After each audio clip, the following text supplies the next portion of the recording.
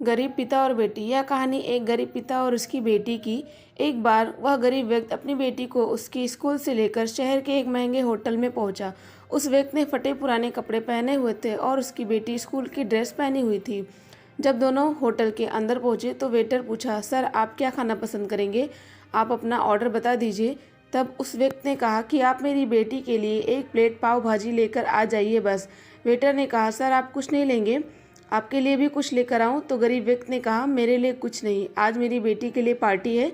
मैंने इसे वादा किया था कि अगर तुम इस जिले में 10th क्लास में टॉप करोगी तो तुम्हें मैं सबसे महंगे होटल में पार्टी दूंगा, तो आप सिर्फ बच्चे के लिए पाव भाजी ले आइए। वेटर ये बात सुनते ही दौड़कर अपने मालिक के पास गया और बोला कि सर आपसे एक छोटी सी रिक्वेस्ट है कि आप मेरी सैलरी से पैसा काट लेना, लेकिन आज मैं चाहता हूँ कि इस बच्ची के साथ उसके पिता को भी एक प्लेट पाव भाजी खिलाया जाए, क्योंकि इस बच्चे ने पूरे ज़िले में 10th क्लास में टॉप किया है।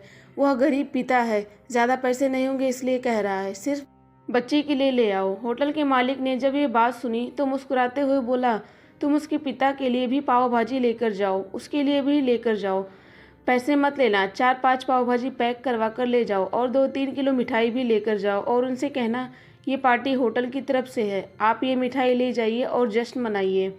जब वेटर ने 2 प्लेट पाव भाजी लेकर गया तो वह व्यक्ति चौंक गया और बोला, मैंने तो एक ही मंगाई थी, मेरे पास पैसे नहीं हैं।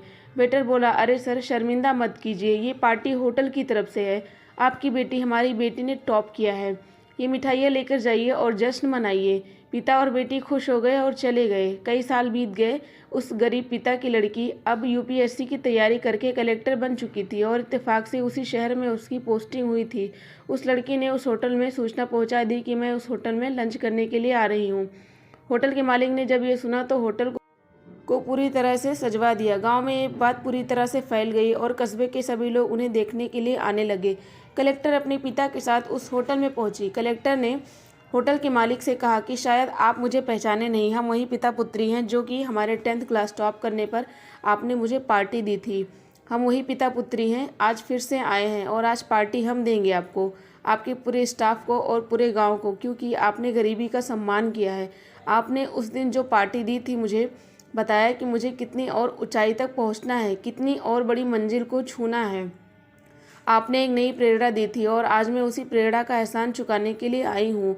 वो मैडम ये सब कहते जा रही थी और आंखों से आंसू बहती जा रही थी।